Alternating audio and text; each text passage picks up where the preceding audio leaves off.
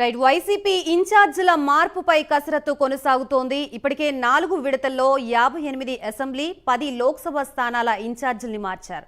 మరో 2 జాబితాలు ఉంటాయని వైసీపీ అధిష్టానం అంటోంది. మరో 10 ఎంపీ స్థానాలకి అభ్యర్థుల్ని మార్చే అవకాశం ఉంది. 4 అసెంబ్లీ ఇన్ఛార్జీల మార్పు ఉండే ఛాన్స్ ఉంది. సీఎం జగన్ ఈ నెల 25 లోపు మార్పులు చేర్పులు పూర్తి చేసే అవకాశం ఉన్నట్లుగా తెలుస్తోంది. ఈ నెల 25 నుంచి క్యాడర్తో సీఎం జగన్ సమావేశాలు నిర్వహించనున్నారు.